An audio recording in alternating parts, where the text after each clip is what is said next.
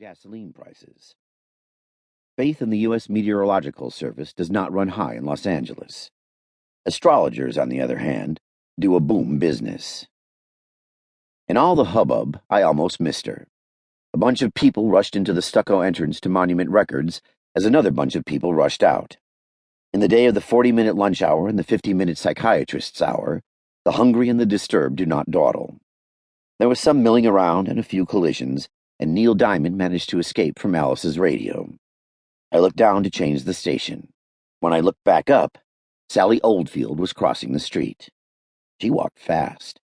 She was wearing a bright print dress, and as the rain increased, she glanced up and laughed. Everybody was standing in doorways looking like bums, except for the real bums, who were using the shower to get clean. She bounced down the sidewalk alone, happy and wet.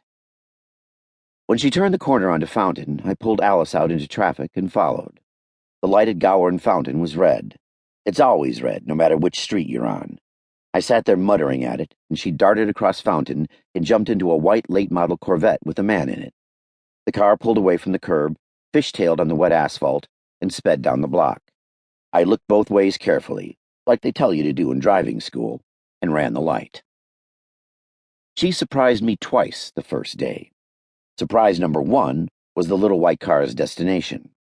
A run-down hotbed motel in one of the worst blocks of Sunset, and Sunset has a lot of bad blocks.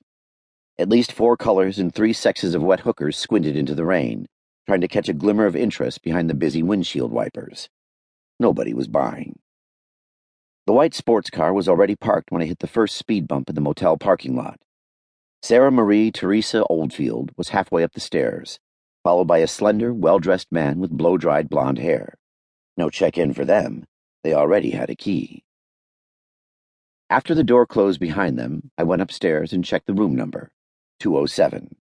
Getting progressively wetter and feeling progressively sillier, I went back downstairs to note the number of the sports car's license plate and take a look inside. Nothing of interest but the fullest ashtray this side of Philip Morris corporate headquarters.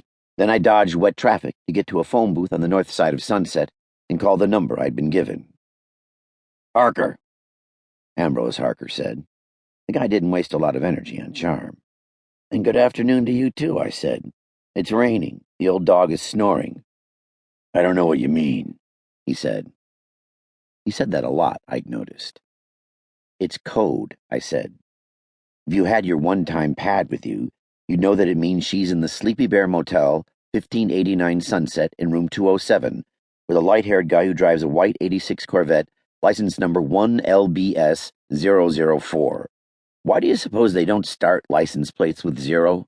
It'd give them another 26 trillion numbers to play with. He didn't say anything. I've got a lot of interesting questions, I said. Would you like to hear some more? No. What does the man look like? He has a very good haircut on the back of his head.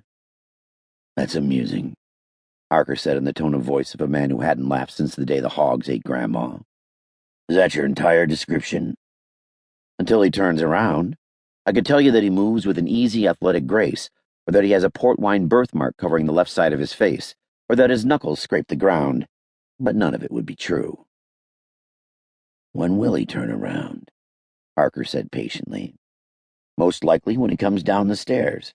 Graceful or not, he'll probably come down facing front. Call when he does, Harker said.